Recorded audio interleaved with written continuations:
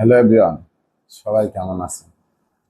আমাদের আজকের আলোচনায় থাকবে কোষ্ঠকাঠিন্য বিষয় নিয়ে।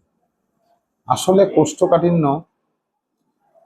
আমাদের আমাদের দেশে ম্যাক্সিমাম 80% লোকেরও বেশি কিন্তু এই কোষ্ঠকাঠিন্য রোগে ভোগে।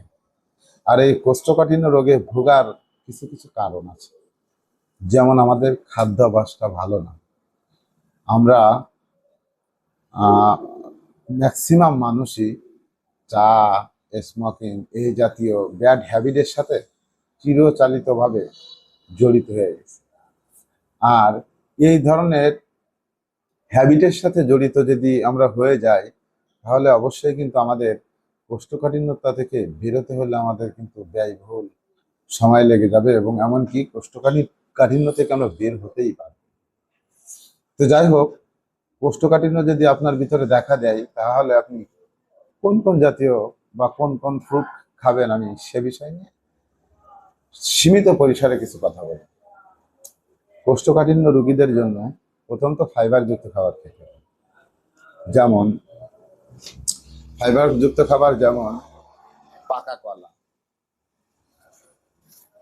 পাকা কলা, খোসা সহ আপেল, নাশপাতি, এই ধরনের খাবার আপনাকে খেতে হবে। তারপর পাকা পেঁপে, এই ধরনের খাবারগুলো প্রতিনিয়ত আপনার খাদ্য রুটিনে রাখতে হবে। ব্যাড হ্যাবিট ছেড়ে দিতে হবে। আরও আর একটা কথা আমি একটু বাড়িয়ে না বললেই নয়, যে যদি আপনার স্টমাকটা প্রোবায়োটিক প্রোবায়োটিকের অভাব থেকে থাকে, তাহলে আপনাকে কিন্তু দই খাওয়াও পাশাপাশি ভালো। আপনার অন্ত্রের আপনার অন্ত্রের স্বাস্থ্য ঠিক রাখার জন্য আপনি মাঝে সাথে মানে প্রতিনিয়ত সুজি রান্না করে খেতে পারেন।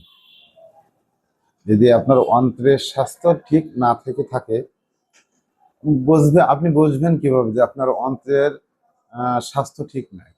আপনি বুঝবেন কিভাবে? কিন্তু আপনি যদি প্রতিদিন সুজি রান্না করে খান, তাহলে তাতে কোনো ক্ষতি নেই। এই জন্য চেষ্টা করবেন যে প্রতিনিয়ত সুজি রান্না করে খাওয়ার একটা অভ্যাস। তবে কোষ্ঠকাঠিন্য থেকে বের হতে হলে আপনাকে অবশ্যই ব্যাড হ্যাবিটগুলো ছেড়ে দিতে হবে। ব্যাড হ্যাবিটগুলো ছেড়ে দেন, দেখেন আপনি আস্তে আস্তে আপনার খাদ্য রুটিনটা ভালো দিকে নিয়ে আসেন, আপনি অবশ্যই কোষ্ঠকাঠিন্য থেকে বেরিয়ে আসেন। কোষ্ঠকাঠিন্য কিন্তু একটা মারাত্মক রোগ। এতে আপনার রেকটামটা ছিঁড়ে যেতে পারে, রক্তপাত হতে পারে, অনেক কিছু হতে পারে। এই জন্য ব্যাড হ্যাবিট ছেড়ে দিয়ে আসুন সুস্থ জীবনযাপন করুন। সবাই ভালো থাকবে।